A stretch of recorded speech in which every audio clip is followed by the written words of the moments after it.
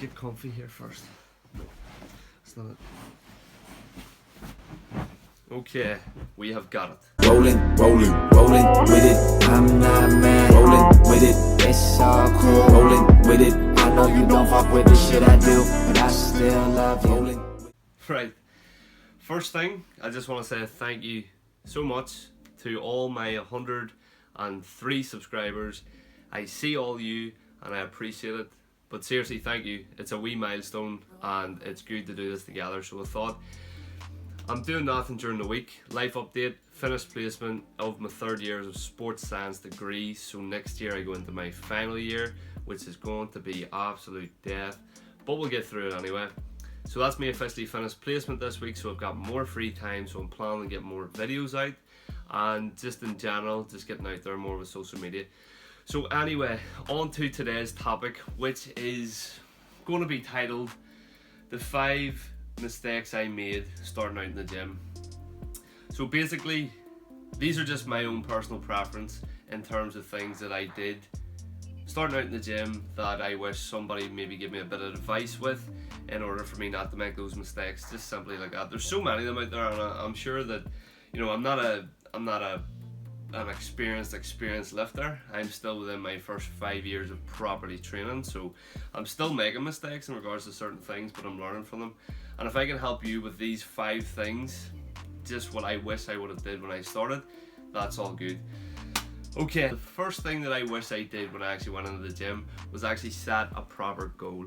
Now this was just a bit wavy in regards to what I actually did when I first went in. I just went in every day and just lifted.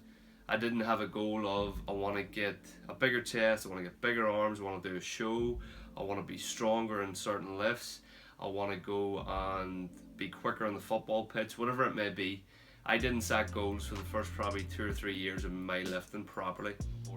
If you have a goal in mind, that will mean if you set yourself a target of training, maybe 3, 4, 5 days a week, you're going to get in that gym and actually go through with it, even on the days that you don't feel like doing goals. So if you turn up every day, you put those things in place, then you can go forward and actually complete that long-term goal that you might have. May it be lose body fat, may it be build muscle in certain areas, or may it be just general fitness and health for your own well-being. Set goals. Okay, number 2. This is something that I did up until maybe a year or 2 ago. Maybe I wouldn't even say 2 years, I'd say a year ago. And it would be, do not train to failure on every single thing that you do.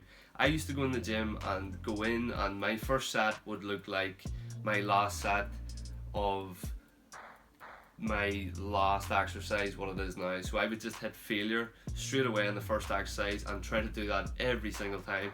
I would do maybe bench press or chest flies and have a spotter behind me doing 4 assisted reps. It's just not the way you want to begin with.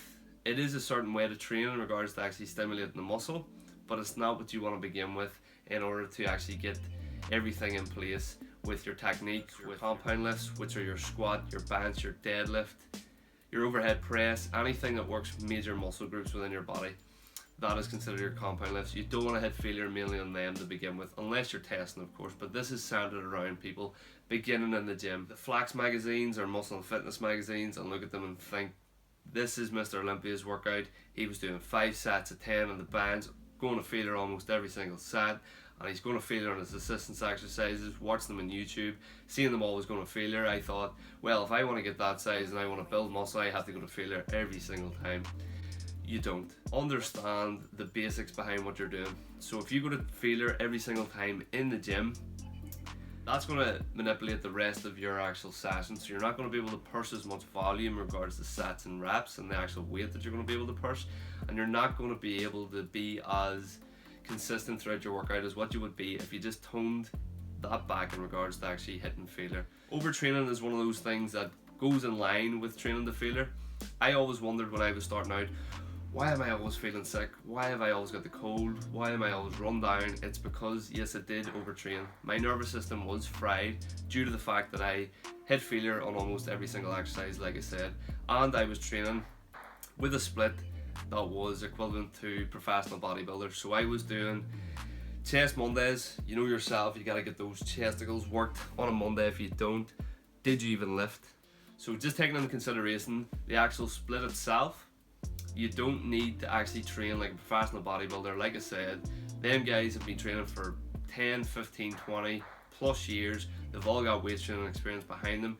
They're overloading their muscle to try to get more muscle development. Therefore, they have to hit it with a lot more volume, a lot more reps. Plus, some of them train twice a day. You do not need to do that when you're beginning in the gym. Just structure your training accordingly to you and your goals. Okay, number 3 is technique. So this was beginning in the gym. My technique wasn't necessarily too bad when I started out in certain things, but there was definitely some things looking back that I wish that I corrected from an early age. Your barbell squat, your bench, your deadlift, your overhead press, your bent over rows, your lunges, and understand the basics in regards to what you're doing. So if you're going to do a squat, do not load the bar with 220s each side until you can do a body weight squat under control. It just makes sense. It's the same with the bench. If you can't do 10 press ups with your body weight controlled, don't expect to go in and bench 60 kg for reps with great form. It's just trying to start off with the basics first. Get the technique right, and if you look at the longevity of your training, you're going to make a lot more improvement in regards to not getting injured and making more progress in the gym if you actually start off getting the technique right first of all. Go and say, look, can you actually show me how to do this certain exercise? I've never did it before and I'd love if you could help me out. And I'm sure the person that you've asked would feel more obliged to do that than anything. So make sure you do that. But if you want to take your actual training to the next level, hire a good personal trainer.